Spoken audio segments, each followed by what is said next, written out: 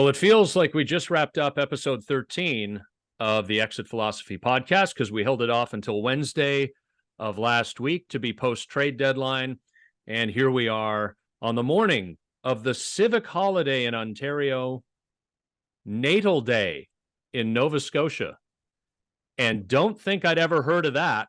I haven't heard of that. Here. But it is the holiday Monday in August, and we are with you for episode 14 of the Exit Philosophy podcast. He is Richard Griffin. I'm Scott MacArthur, coming to you from a different background. Again, if you're watching on youtube.com/exit philosophy, Griff, I'm not the ultimate warrior, but I am the ultimate nomad. That's 3 different backgrounds in a row. And next week will be another one. That'll be 4. Yeah. We're on a streak. I'm on a streak of having nowhere to be. This is one of life's great adventures. So I'm actually coming to you right now from a hotel room in Dartmouth, which is the city. I don't know if Dartmouthians, and I don't know if there are any, because I think everybody consider themselves Haligonians here. But Dartmouth is on the other side of the harbor. From Halifax, so not that far. In fact, there's a 10-minute ferry ride that gets you from one city to the other, but this is where I am right now. And this time next week, I'll be down in Prospect Bay, which is beautiful. And it's kind of most of the way, but not all of the way to Peggy's Cove from Halifax. So Dartmouth is like Oakland is to San Francisco, right across the bay, right? That's correct. You're in the Oakland part of it. I'm possibly. Yeah. And I'm navigating this one, Griff, because I'm not sure exactly what I'm walking into. Because if I diss Dartmouth, and I'm the one of the two of us who's going to be living in this area for a long period of time, I don't want to step into anything and get myself into trouble here. Yeah, I just like to feed you some rope and see what you do with it, you know? Yeah, exactly. Yeah, you know what I usually do with it. But I think I saved my bacon there. Dartmouth, you're beautiful. Even if I look out the window and I see a bunch of big box stores and feel like I'm in Burlington, Ontario. But you're beautiful. My background has changed for the second. I think this will be my permanent studio now, with the Vlad and Vlad from the dugout at Olympic Stadium, signed by both. Not signed at the actual time by Junior, because I think he was only 3 years old or 4 years old at the time. He hadn't perfected his signature? No, he had not perfected. Okay. And then there's the Bautista bat flip over my right shoulder, which we're going to talk about later, because Jose is coming to Rogers Center to be honored for that bat flip. And we'll talk about that a little later. And then on this side, on my left side, if you're just listening to audio, is the going away gift that the Toronto Star editorial people gave me. And the picture, if you can't see, obviously, if you're listening on audio, you can't see, is Griff interviewing Griff. It's amazing what they can do with photoshopping. So that is my background, and I'm going to leave it like that because I like it. It's also amazing what they can do with video editing, Griff. Not what you and I can do with video editing. Hell no. But what they can do with video editing. And maybe we'll set up at youtube.com/exit philosophy a split screen of you interviewing you. That would be would be fascinating. Yeah.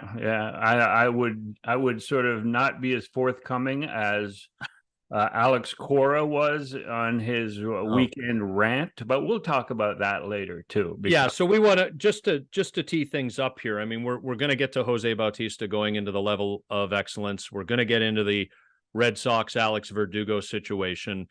We'll lead with the weekend that was, and we also won't forget to talk about the fact that the best team in the American League East, as I've described them, the Baltimore Orioles, did take 3 of 4 from the Blue Jays last week. And last we talked to you, they were halfway through that series with the Orioles having won the first couple of games. So we'll put a fine edge on that, put a bow on that, and tie it all up. But Davis Schneider is where we've got to start. The first Blue Jay since J. Pierre Ancibia about 13 years ago to hit a home run in his first career major league at bat, which Griff gives Schneider two things he has in common with Ancibia. That, and neither was a particularly or is a particularly good catcher. The first shot has been fired over someone's bow, and there it is. Is that me being a complete and total asshole? I mean, it's a fact. It's a fact. I'm not lying. Right. I also didn't have to say it, but I'm not lying. And then he goes out over the 3-game series, hits another home run, comes away with 9 hits, and a guy, Griff, that I'm imagining a lot of Blue Jays fans hadn't heard of as we sit here on Monday morning, August the 7th, hadn't heard of 4 or 5 days ago, is now potentially, with another few good weeks, walking himself into a pretty easy in-house endorsement when you consider that his last name is Schneider, that there's a Schneider's brand of hot dogs, and that the Blue Jays are obsessed with this Looney Dogs Tuesday night. Put it all together, man, and you got yourself a cult and a folk hero. I think the Davis Schneider impact is as much about what it did for the Blue Jays season as it is for what he will do the rest of the season. I think the fact that they were struggling so mightily against AL East in the intra-division, and then he comes in and he takes all the pressure off. The guys who were woe is meing, like George Springer, and I mean, Chapman was 4 for 19 with 12 strikeouts halfway through that Red Sox series, but the attention was all on Davis Schneider, and he got 9 hits. One of them was off a position player to complete his starting 9. And I was looking for a comp. I was looking for somebody that he might be compared to, and I didn't have to go far. Just recalling Dustin Pedroia and the type of player he was in terms of size, hustle, impact.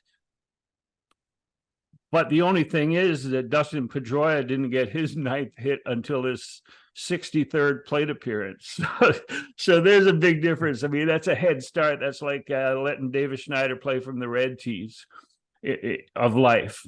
And in terms of Schneider's impact, why I'm saying it, his importance to this team, whether they go on to be a wild card or, as I've predicted, to win the division. Why are you laughing? Because you feel the opposite. You don't even feel that I should be going there, but I did. And I reiterated last week, and I'm reiterating this week that keep iterating. This division is gettable, even though it is the best division in baseball. But again, Davis Schneider, nobody's expecting him to continue what he did on the weekend in Boston, but what he did on the weekend in Boston is turn their season around and have them go to Cleveland in an extremely positive mood, looking to do better than split the series against Cleveland and come back for the weekend in a better position. So his impact has already been made, and God bless him if he gets rewarded with a Schneider's hot dog contract. Well, I got to tell you, Griff, I'm way more comfortable with your comparison to Dustin Pedroia than I am to Caleb Joseph's comparison. And I'm really enjoying watching Caleb Joseph on the Sportsnet broadcast, by the way. But did you hear who he compared Schneider to? Dan Uggla. Oh, my God. Remember Dan Uggla? Yeah, Dan Uggla, yeah. The thing about Schneider is that nobody is saying that he is a great defender. Yeah. And, I mean, he's been replaced late in games. Well, mainly to get the best outfield out there with Varsho and Kiermaier. But then Merrifield comes into play second base. And just watching him field ground balls, you don't see a smoothness. You don't see a natural defender. And so, yeah, I mean, Uggla wasn't a great defender, but he could. Anyway, I like my comparison. Well, what I saw, Griff, and I agree with you, but what I saw was a guy who has the ability to make the routine plays and also has enough athleticism to make plays that are considered routine at the big league level, but aren't necessarily easy. And I can't remember who was up for the Red Sox, but I'm thinking of the one where Schneider came in on the ball, kind of was going a little bit toward second base and away from first base, came in on the chopper, and then flicked it across his body, and it was bing, bang, boom. And those are the sorts of things for me. You can't cross those up. You need to make those plays. And he did. And he was part of a couple of double play turns and looked all right. And I mean, we're 3 games in here. We're 1 weekend in. Well, this could all blow up in 2 weeks. It could all continue to be wonderful. And that's what we're hoping for. But from a defensive point of view, if he's hitting, you'll more than take what he gave you this weekend defensively.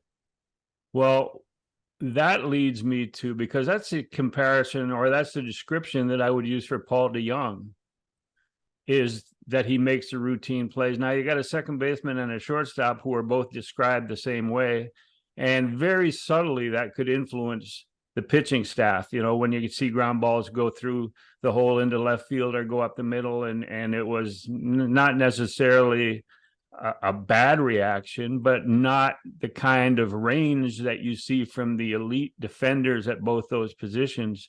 It very subtly could lead to a diminishment of the not the runs allowed, but the hits per inning, with 1 or 2 balls getting through that. And it makes you appreciate Bo's defense. I never thought I would say that, but DeJong has made the plays.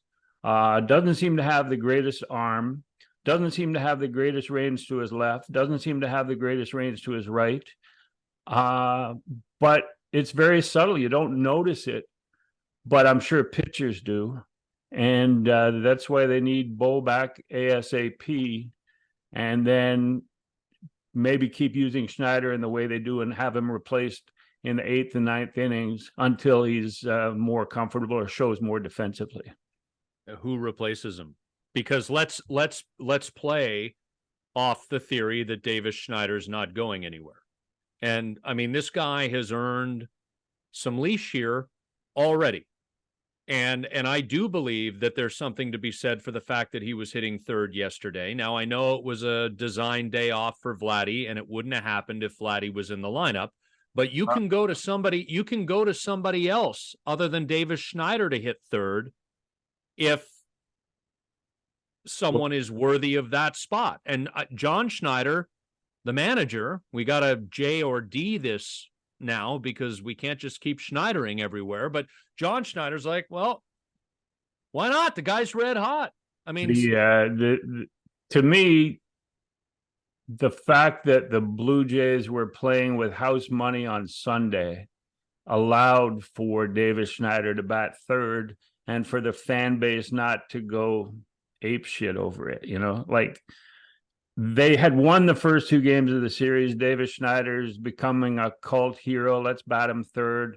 But who's the better option? Who's the better option to bat third? Yeah, with Vladdy taking a day off, who's the better option right now to bat third? I would say there's 2 or 3. I mean, they're not good options, but they're better. But that's my point. But my point is that playing with house money, having won the first 2 games, you could have batted anybody there. So it was more acceptable to have Davis Schneider in his 3rd major league game bat there. And he responded. So good for him. God bless him. Yeah, but in terms of who ultimately plays second base in those late innings, I think Santiago Espinal is playing himself out of the picture. I mean, you would normally think him, but that play that he made in LA at Dodger Stadium, where he allowed the tying run in the bottom of the 9th to come around from second, and it wasn't even a challenge. It wasn't even that the guy saw Espinal delaying on the play. It was Will Smith. He came around and he was coming the whole way. He was dead if Espinal had been paying attention and made an accurate throw home. So there's strike 1. And then strike 2 was the play the other day, which we discussed off air, the tagging at second and heading for third, blithely heading for third with the slowest guy on the team there, bluffing home, and then being doubled off second base. And the Jays won that game, hung on to win that game, maybe because Alex Verdugo was benched by Alex Cora, maybe other reasons, maybe Reese McGuire with the second biggest gaffe of his career. I'm not going to ask you about the first. Tagging or not tagging and being halfway around third as Kiermaier catches it against the wall. But we're talking about Espinal at this point. Espinal is still there because they need a second shortstop until Bo comes back. My belief is that when Bo returns to the active roster and you're paying Paul DeJong what he's getting, over $10 million, that Espinal with options left is the guy that's going to be shipped out. He needs more regular at bats. He needs to play more shortstop, and he's not getting it here. And he didn't do himself any favors in those two situations in the last 10 days. Yeah, there's just the base running by both teams in the ninth inning of Saturday's game in Boston. I don't know, Griff, and like, I'm 44 years old now, so I want to be really careful about sort of making the past seem better than it was. But I just don't typically recall some of the stupidity that you see now. And you wonder if fundamentals are going out the window. As you said, Alejandro Kirk on third base. He's the slowest guy on the team, and not by a little bit. But here's the thing. You have one out when that fly ball is hit. So the fly ball out is the second out. Theoretically, if Alejandro Kirk tags up and attempts to score and is safe, if you're Espinal, you can go back, tag second, and do cartwheels and somersaults into third base.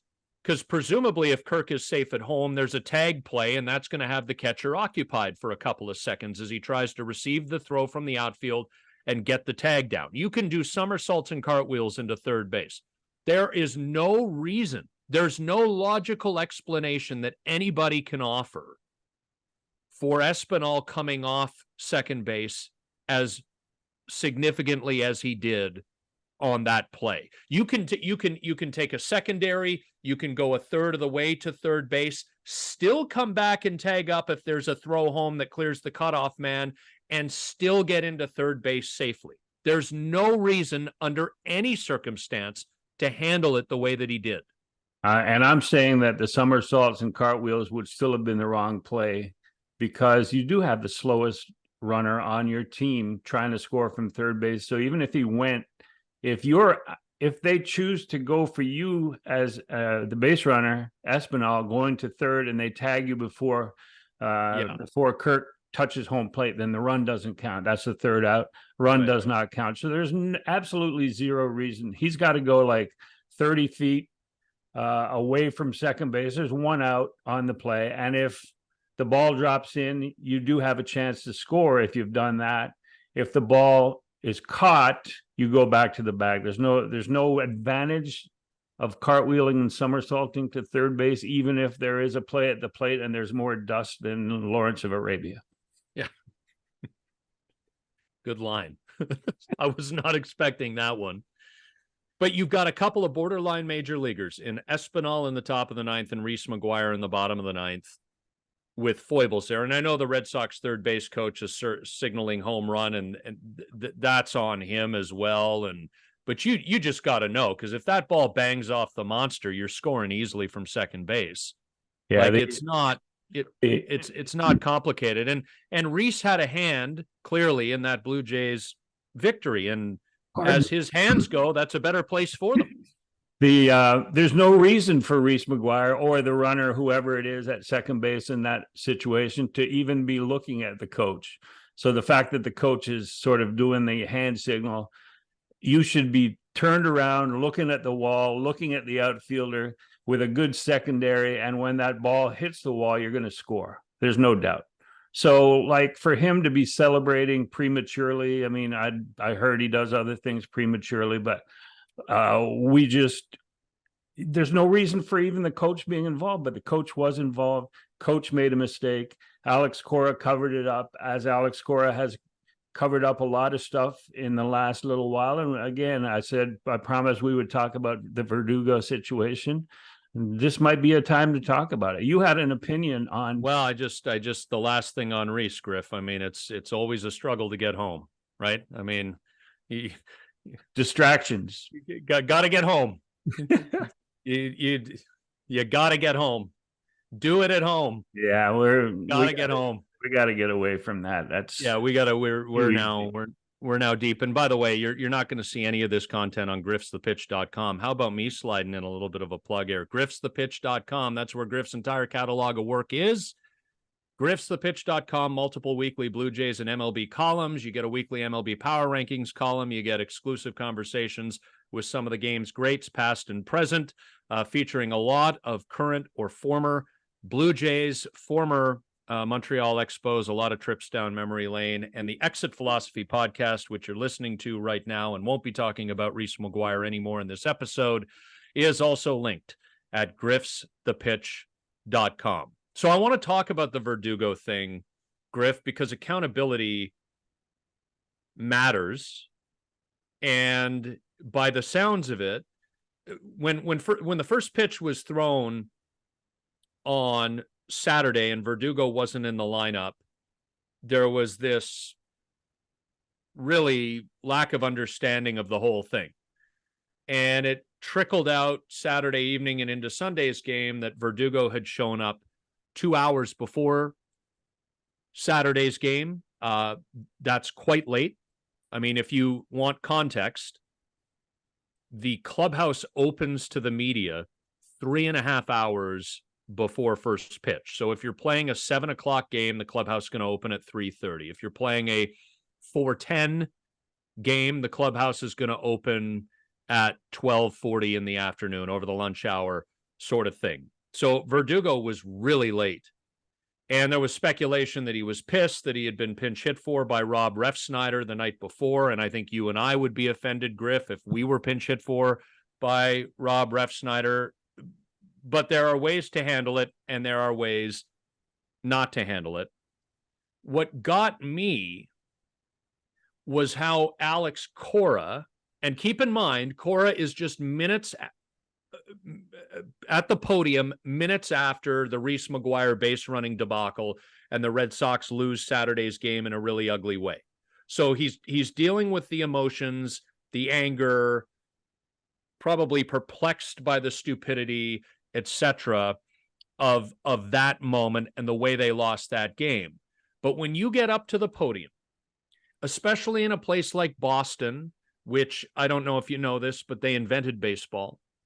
And not only that, with the eyes on you, the crush of media that covers that team, and they are the most popular team in that region, with respect to the Patriots, the Celtics, and the Bruins. The Red Sox are it in Boston. And you get up there and you're asked about Verdugo, and you're clearly worked up and angry, right? Like, I'm going to show you how mad I am. I'm really going to show you how mad I am. And then I'm just going to say manager's decision. It was a manager's decision. It was a manager's decision. You're not helping yourself, because you're leaving the door open until we actually find out what happened for all sorts of speculation. And you're coming across as a guy who probably does want to tell everybody what happened, but won't, because state secrets need to stay behind closed doors, even though ultimately I know that this is going to get out. Like, just be forthright about it. And the Verdugo thing feels to me like it's been going on a while, because he was rumored to be headed somewhere leading up to the trade deadline, and he was asked about it and quoted as saying, "I don't care." Like, I would put money, Griff, on Verdugo being traded out of Boston this offseason. But I just didn't think, and you can comment on this both from a columnist's perspective, where you were paid for a long time to write your opinion, and also from a PR perspective, where you were paid for a long time to help people like Alex Cora get the message out in the appropriate way. What would have been the best way for Cora, even if he was emotional after a tough loss, to handle all that? Well, clearly he should have just talked about it as a disciplinary internal move and allowed media to go and talk to Alex Verdugo and at least give him the opportunity to present his side of the story. And if his side of the story wasn't correct and they come back to you as Alex Cora, then you have every right in the world to explain your side. But just to lay it out there like he did and embarrass your player has friends inside that clubhouse. I'm not sure what Verdugo's presence is like in that tiny room where everybody is dressing right on top of each other. But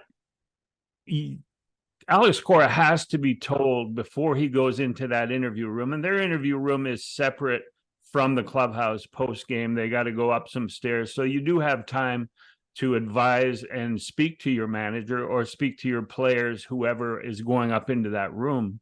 And obviously, either no one spoke to Alex Cora and advised him what was the best way, or he was so angry that he forgot what was said to him on the way to the room and just said what he wanted to say. In either case, he handled it poorly. I agree with you. Verdugo is probably on his way out of Boston at this point, especially if they don't make it to the postseason. But there were ways to handle it, and that's something that should stay inside the clubhouse unless a player chooses to explain himself or what the situation actually was. But it was handled poorly, and the Red Sox had a terrible weekend, and God bless them. Can I just say that a lot of this looks good on Alex Cora? I just found that whole thing about him being fired or mutually agreeing to step aside after the 2019 season, when all the garbage can gate stuff came out about the 2017 Astros and Cora was the bench coach for that world champion team. And then there were some question marks, although he was acquitted. There were some question marks about the behavior of the 2018 Red Sox team that he took over and won the World Series with. I just thought it was odious. And I'm using that word because it came to mind and I think it kind of works and I like it. But it just stank that at the first opportunity to bring Alex Cora back, they did. And the fact that last year didn't go how they wanted it to, and this year is kind of sort of another thing for them. And I know Chaim Bloom is rebuilding their farm system and whatever, but the fact that they're just not God's gift to baseball is a good thing, number one. And number two, and I felt this way when I was covering the Blue Jays and therefore was supposed to be objective, but there was nothing better than going into Fenway Park and watching the team I covered completely obliterate those bastards. I just always loved watching Bautista and Encarnacion and those guys put them over the monster, into the monster seats, occasionally over the monster seats and into the parking lot on the way to the Citgo sign. There's just something about it, going in there and mashing the chowds.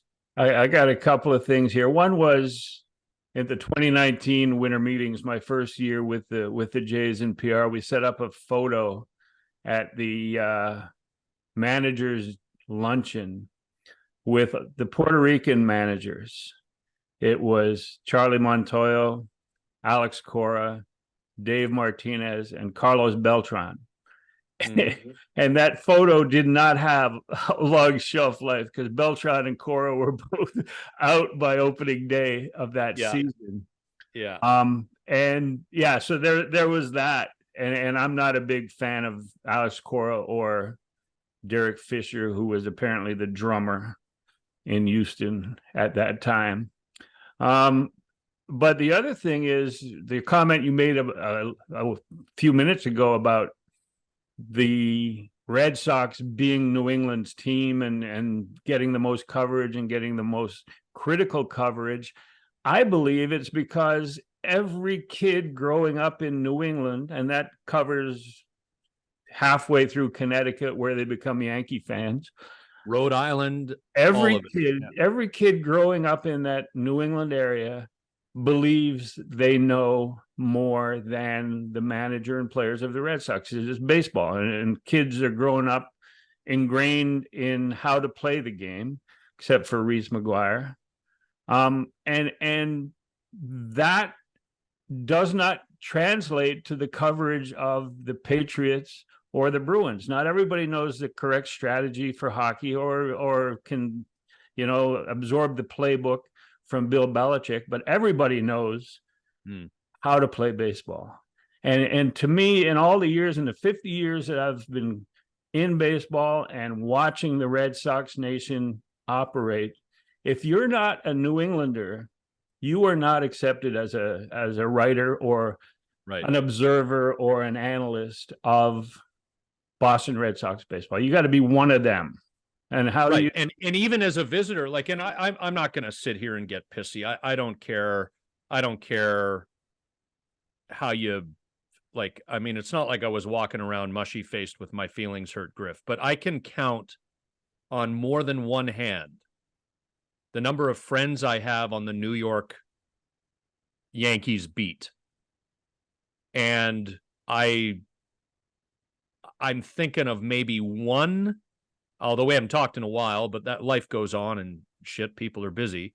So I don't hold that against him and I don't hold that against me, but I'm thinking maybe I could count one on the Red Sox beat. And that's just, and again, like back then, Jays played the Yankees 6 series a year, 3-3, right? Boston 3-3. Like we were always around these people.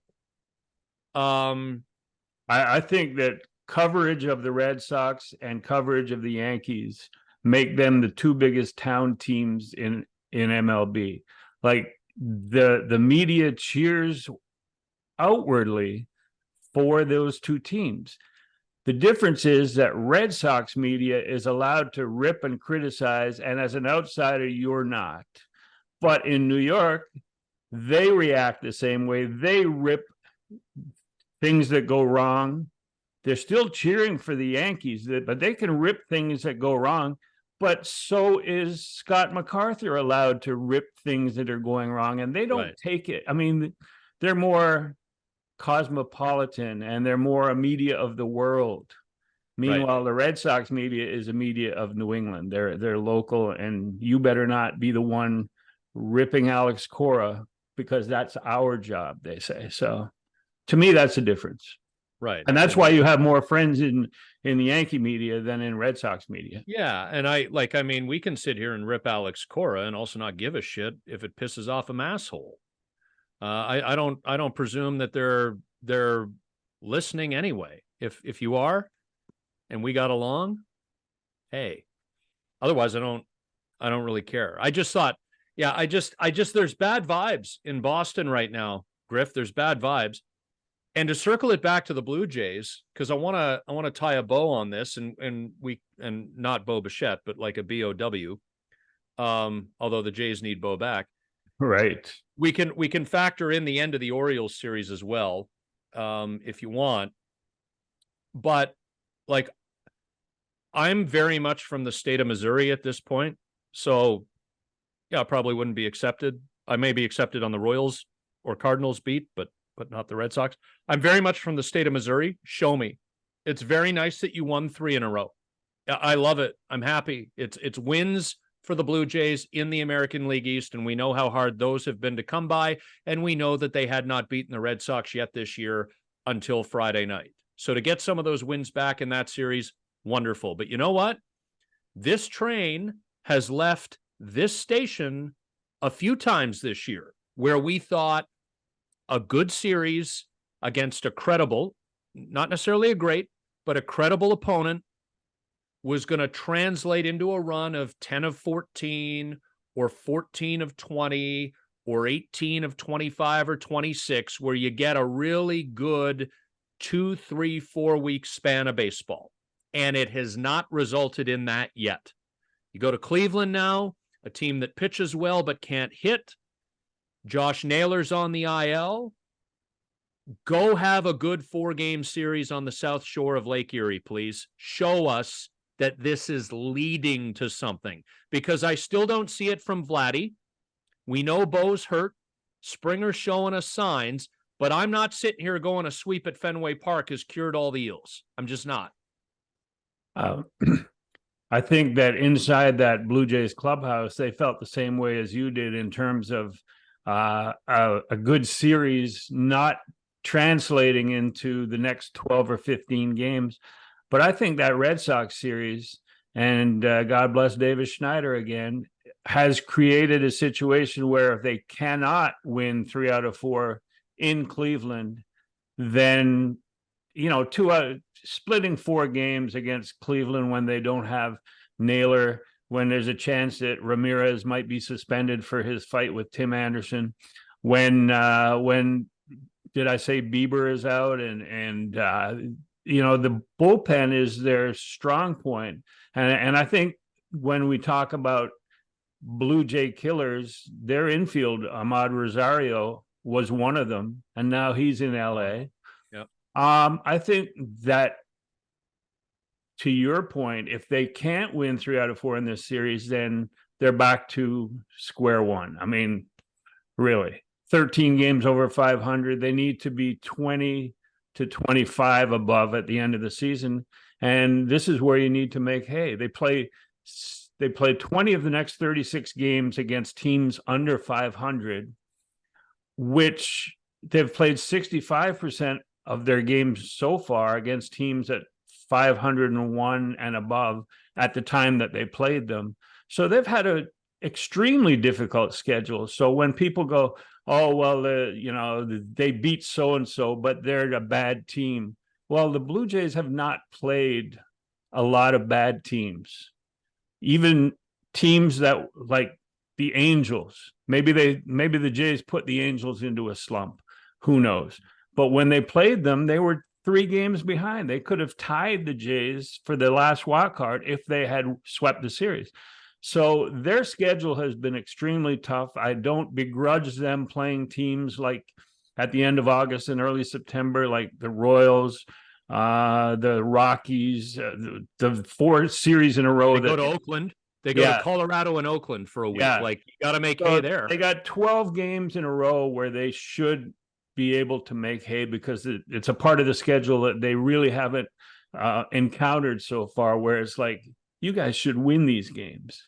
But to come out of Boston and set it up so that the Guardians series, I almost said Indians, but I said Guardians. Guardian series means something, and then they go back and face the Cubs and the Phillies, and they've done extremely well in interleague.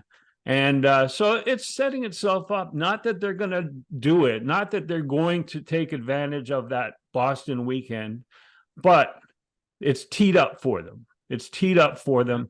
And if they can just pretend that Davis Schneider is Dustin Pedroia, then they have a chance to take pressure off themselves. I mean, you look at George Springer getting 4 hits, and I think the average exit velocity, and we hate exit velocity, we like exit philosophy, but exit velocity average was 91 miles an hour, and 95 miles an hour constitutes a hard hit ball among the analyticians. Is that a word? If Dartmouthians are. Anyway, so analyticians are. So that is, the pressure, the focus has been moved. The ball is teed up for them to succeed, and we'll just see by the time we get together next Monday whether they've come through in that regard. Which brings us again to Jose Bautista's level of excellence. Well, and I do want to say this, because I can't get this, I can't sidestep this without addressing it. The Cubs are pretty good. Like, they're not great. They're not great, but I think they're slowly ahead of the curve, and I'm going to say something that's going to drive you nuts, and I'm saying it partially to drive you nuts, but it's also, last I checked, and if it's changed in the last few days, I stand corrected, but the Cubs were the only team in the National League Central with a positive run differential, and it was in the plus 60 to plus 70 range at the time. They just took 2 out of 3 at Wrigley from the Atlanta Braves this weekend. They're not coming to Toronto and lying down. If you look where they are in the National League wildcard standings and in that extraordinarily weak division, they could either be the 3rd seed in the playoffs or they could be the 6th seed. They could get in. And I would have called you a crazy man in March if you'd predicted that. And so they're not coming in and lying down. They're a decent team. Right. And I've loved the Cubs. I've loved Wrigley over the years, and we spent so much time at that ballpark and in Chicago. It's hard not to be a fan of that franchise, that organization. And the Blue Jays play them, and all of a sudden, after being under 500 for the entire season so far, now they're in that segment that are winning teams. It's like when the Jays got the Pirates in Pittsburgh at the start of May. The Pirates had an epic April, and now they suck. And I remember we talked about this as we were planning the podcast because we hadn't launched it yet. I'm like, Griff, are the Pirates for real or are they shitty? And you're like, yeah, they're shitty. But they got off to a good start. Yeah, and that was the series that propelled them down that spiral staircase to where they are now. And so that started them on their way. And didn't they pick up? Oh, they picked up Thomas Hatch. That could turn their season around. Sure, without question. It's a guy Ben Sherrington knows, right? Yeah, I mean, and that's happened with a lot of guys that were like, if you're looking for somebody that's going to claim someone off waivers from the Jays, it'll be the Pirates because Ben Sherrington is so familiar with the roster, and he needs an arm for the rest of the season. Needs a lot more than that, yeah. Well, but he's not trying to win, but like chew up some innings and whatever down the stretch. And hey, if you lose us a game or 8, Thomas Hatch, we love you because it improves our draft position for next year. And really, that's what they're after. But to your point about Jose Bautista, and I tied the Cubs in because Bautista will go into the Blue Jays level of excellence on Saturday ahead of the middle game between the Jays and Cubs at Rogers Center. Did you said when you teed it up earlier, Griff, and it caught my ear, that Bautista's going into the level of excellence in large part because of the bat flip. Do you believe that to be true? Because I would argue that without the bat flip, he's a level of excellence player, had a wonderful 2010 season with the 54 home runs, and really had a half decade of elite level general performance, but particularly offensively. This guy is a Blue Jays legend. Well, to me, and I'll explain that observation that I made, but to me, he would be a Blue Jays legend without the bat flip. But with the bat flip, and at the time that it happened, in a huge moment, in a huge game that was internationally televised, he became a legend around the rest of baseball as well. Because that bat flip is discussed every time someone these days adds to that bat flip and creates something special, creates something unique. And Major League Baseball, their decision a few years ago, let the kids play, that sort of thing. It all goes back in any argument to Jose Bautista's bat flip. And would that bat flip have caused the consternation now that it did then? And to me, the reason I said the bat flip is because it made him an international star. You know, 50 some home runs, okay. He's a Blue Jays legend, and we would all remember that. And he would still probably be going on the level of excellence, but not with such an aura about him as he has now. Yeah, and the thing about the bat flip and the way that Sam Dyson and Rougned Odor, who I just, every time I bring that, what a shitty player. Like, go look at that guy's baseball reference page. The fact that he has carved out a major league career that has lasted this long is an abomination. And he will be remembered for punching Jose Bautista in the face and for almost nothing else. Nothing else. Nothing Although, else. you know, Although other than the fact that when he played for the Yankees, he had to shave his face and, you know, he looked like a bowling ball on a human body. But, you know, the thing about the bat flip, Griff, was that the bat flips of today, which have succeeded it, it's kind of like when a wide receiver catches a touchdown pass in the NFL and does, you know, whatever they do, they've thought about that in advance. Yep. Right? They've got a little design or, you know, a defensive interception return for a touchdown, and the entire team congregates in the end zone and does the photo pose or whatever they do. Like, this is now thought about in advance. And when you consider that we're less than 8 years, and I can't believe it's been almost 8 years, but it has been, when we're less than 8 years removed from a bat flip that was pure emotion in a high emotion moment that wasn't planned, that wasn't staged, yet was treated as though it was the great affront to the pristine game of baseball, when really it's the pre-planned stuff that if you're going to take offense to something, you should take offense to that. And I get what you said about let the kids play. I think it's all great. Do what you want. I don't care. But the fact that less than 8 years ago, the Texas Rangers and other people got pissed off about real emotion in a real moment that was not planned.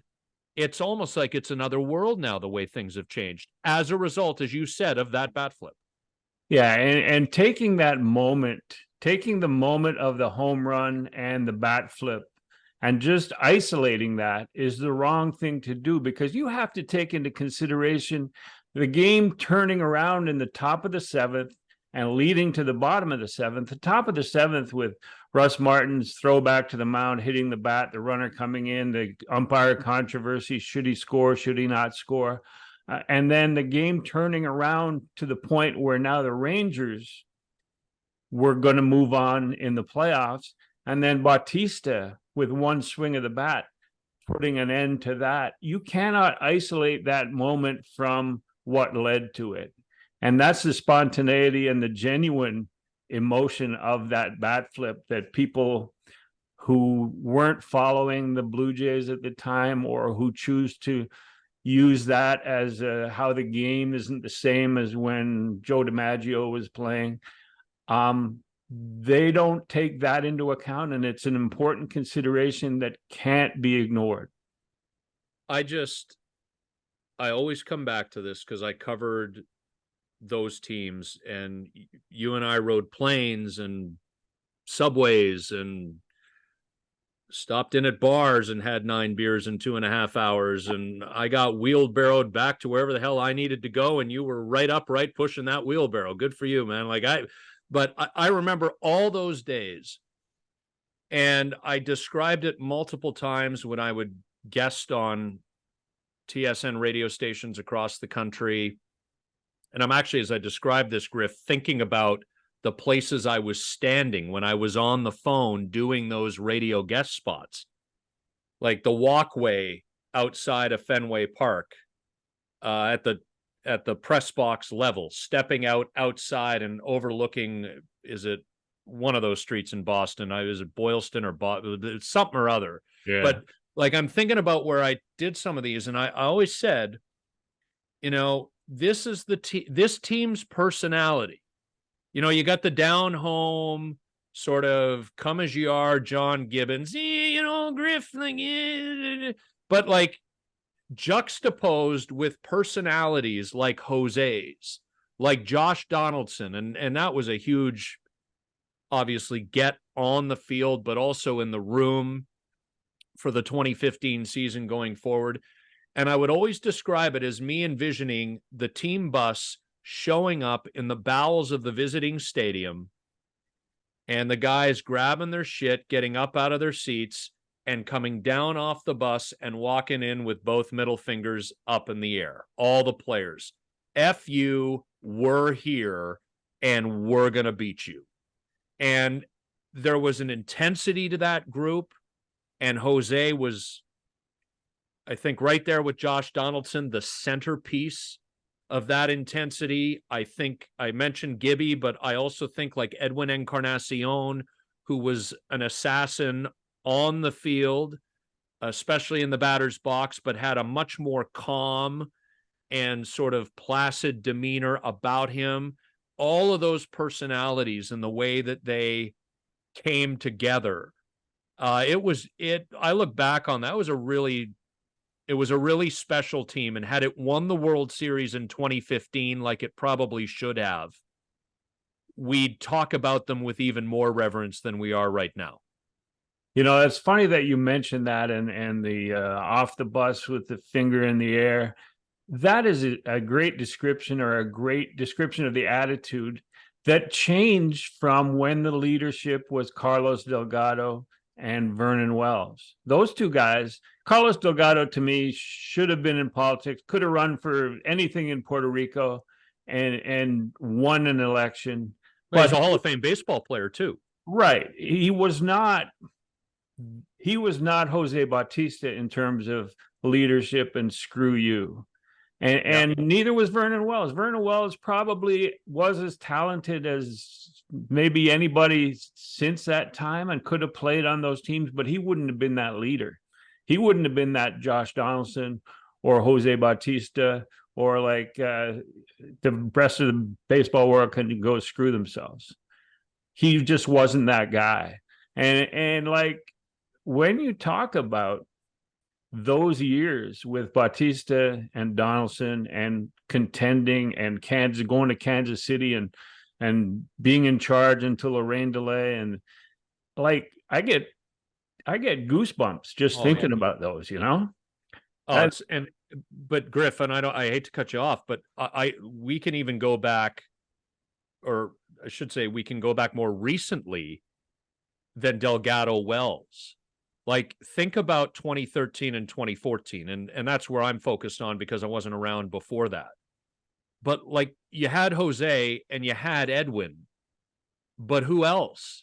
Like Adam Lind had a beautiful left-handed swing, was a terrific hitter against right-handed pitchers, and was just kind of like, yeah, man, I'm here, man. Like, it's all good, man. Like, there are no problems here, man. Like, whatever, man. Let's go play a baseball game, man.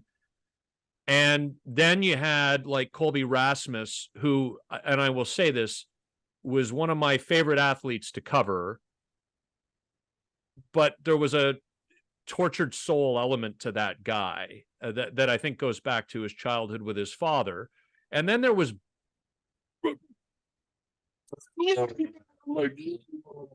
like Brett Lawrie's the only human being I've ever met who I cannot envision lying down to have a sleep.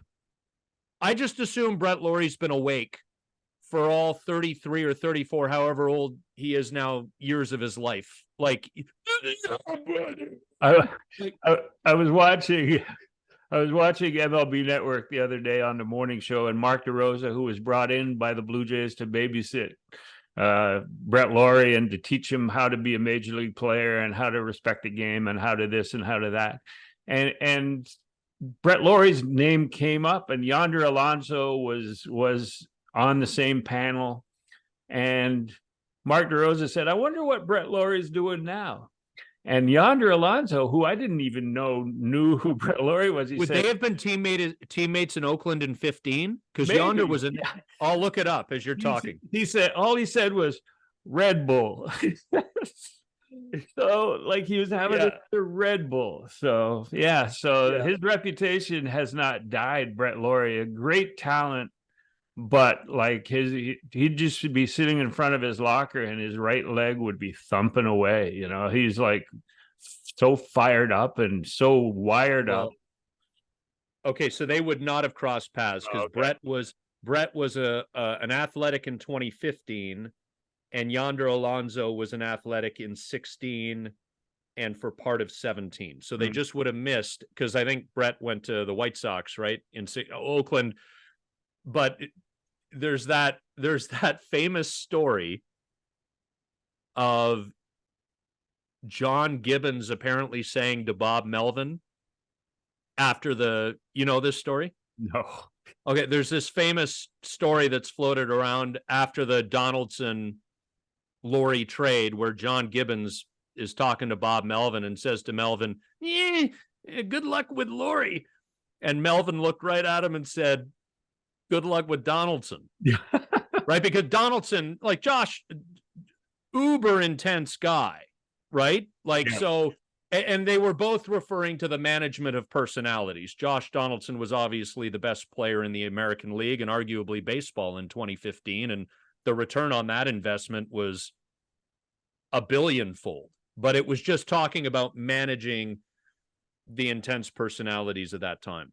Yeah, I had a vote for MVP that year in 2015, and I was up in the air as to whether it would be Donaldson or Mike Trout.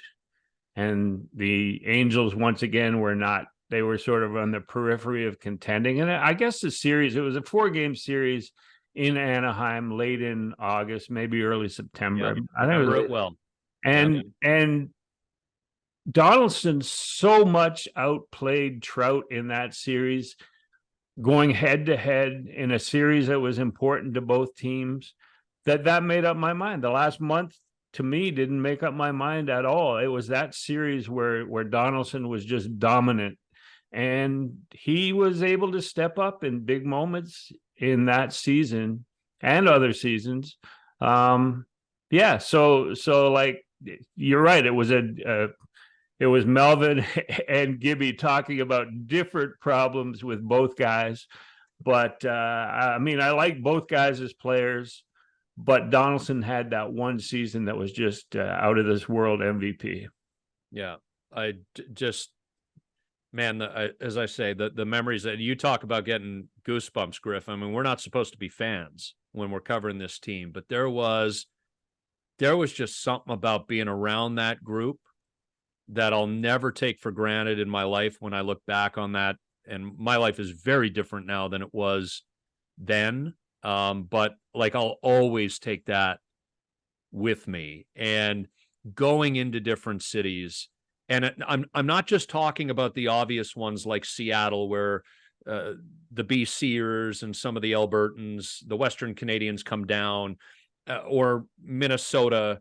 And I don't feel like the schedulers figured Minnesota out as quickly as they figured Seattle out, because I remember in 2014 we were there in mid-April and it was below freezing, and I'm sitting there going, first of all, the weather sucks, but second of all, why isn't this in the summer so all the Manitobans can come down and root the Jays on? And I'm not just talking about Cleveland and Detroit and Pittsburgh in interleague now, which is close proximity to Toronto, but like everywhere you went that year, there was some larger than others, obviously, but there was a contingent of Jays fans. And I remember thinking to myself, like, man, this is like, it's back. It's back, and it's more intense because the world's a different place, but it's more intense than it was in the late 80s and early 90s in the first heyday. And you see it carry forward now, especially that the Jays are playoff contenders year in and year out again. Like, people are committed to rooting for this team and to travel to root for this team. And the Bautista-led years brought that back. Yeah, when I started covering the Blue Jays beat for the Star in 1995, they were still talking about the fans that would go on the road, that would go to Cleveland, that would go to Seattle, that would go on the road. They were talking about the World Series years in 92, 93. Nobody was talking, and they were older and more respectful fans in terms of, let's not intrude on these players. In fact, let's just hang around the hotel, and if somebody happens to be going back into the team hotel, and we'll stop and sign our piece of paper, that's all well and good. Then at a certain point, and it probably corresponds to the advent of Jose Bautista and that group, it became a younger crowd. It became a younger traveling squad who didn't give a shit about staying at the hotel and getting autographs. They were there to see the game, get there early, drink late, party, take over the downtown, take over the ballpark. And it'll be fun to see it in Cleveland, like this week, 4-game series. And I know it's midweek games, so it might cut into the crowd, but this is the summer vacation season for a lot Today's of a vacation, or today's a holiday. Yeah. Yeah. And so there was a dramatic shift in the tone of the road Blue Jays fans, and it corresponds again to when the team started to emerge in 2011, 2012, and beyond through the 15, 16. And it was exciting to see. And it sort of leads to where the stadium is now, where Mark Shapiro is now in terms of catering to this group who have come into money, young, entrepreneurial, and ready to spend to entertain themselves. And yeah, so there was a dramatic change between fans that used to travel and fans that travel to watch the 15 and 16 Blue Jays contend and be obnoxious.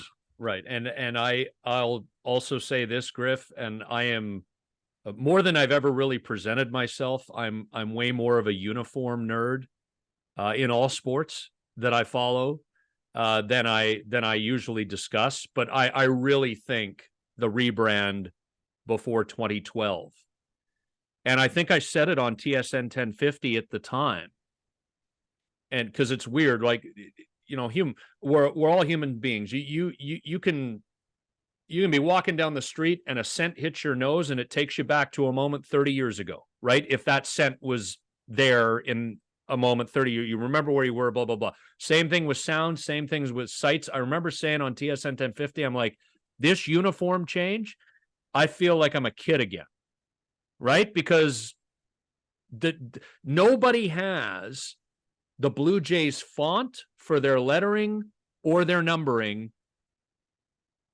in the rest of the big leagues, and really in any of the major 4 North American sports, right? And so, like, that is unique to this team, and that logo on that cap is worn even by people who couldn't name 3 Blue Jays today, because it's sold on shelves all over North America, and it's such a good hat that people just want to buy it, right? And it's not, and I know a lot of teams have, like the Cubs have the C and the Reds have their C for Cincinnati and different stuff. Like the Jays don't have a T. Like they actually historically have put thought into throwing their logo on their cap, and I just think that change in 2012 was massive as well. It seemed to reintegrate people, and then crashing windows in and turning that into a party patio in 2013 at Rogers Center. Young people are like, you mean I can come to a game at 7:00 on Friday night and then stagger up to King West and continue my evening afterward? Yeah, I think I'm going to do that. Right? Like little things like that. The fact of, you mentioned the cap and the T. Long ago, this team realized that it was a national team, so the letter T didn't stand for Canada; it stood for Toronto, and so they marketed themselves home and away as the Blue Jays, Canada's Blue Jays, and I still find it interesting to see how many Expos hats are at Blue Jays games on the road, and especially Fenway Park, because the Maritimes was for a long time Expos country, and you still in the background somebody will be hitting, a right-hand hitter will be hitting, and then over his shoulder there's a guy wearing an Expos hat, and you go, yeah, there's still fans who remember that. But both logos are unique, both logos were tremendous, and the merchandise is still popular in a lot of spots. So yeah, I see Expos hats that aren't traditional too, Griff, because they're sold today. Like I saw somebody not too long ago with a full-on black Expos hat, including a black logo. So you really had to look to see it on the hat. Well, my daughter works for the Ottawa Blackjacks in the basketball league. Chuck Swirsky was calling the game last night, and the guy for the Scarborough, there was a guy working the bench, maybe equipment guy for the Scarborough team, and he had one of those Expos non-traditional hats on, all black, but you could see the Expos logo, and I'm going, God bless the guy. Maybe I shouldn't be cheering for the Ottawa Blackjacks. Maybe I should be cheering for those guys. Then I saw my daughter in the background. I said, no, I can't do that. I got to cheer for Kelly's team. So, yeah, absolutely. Blood is thicker than logos. Blood is thicker than an old Expos hat. Right. You know, no doubt. Turn a phrase, but it's awesome that Jose's going into the level of excellence. And when we talk next Monday, Griff, we'll be able to discuss the ceremony. And, you know, Jose has always been a thoughtful speaker. Yeah. In whatever message, with whatever tone he was trying to deliver it, he was always thoughtful. So I think his address to the crowd will be in usual Bautista fashion. It'll be awesome. I think he'll be more emotional about it than he'll let on, you know, because it is a big for him in his career.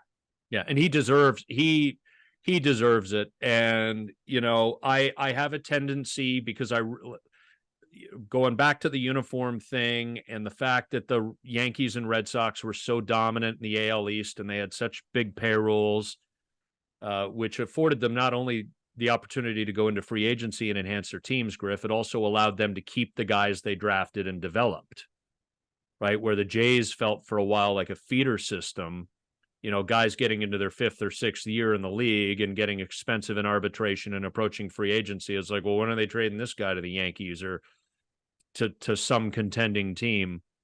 Like, I don't hold it against Carlos Delgado and Vernon Wells, but I don't view their era in my mind the same way. And I hated the change to black and blue. I felt like the team lost its identity. They just became another team.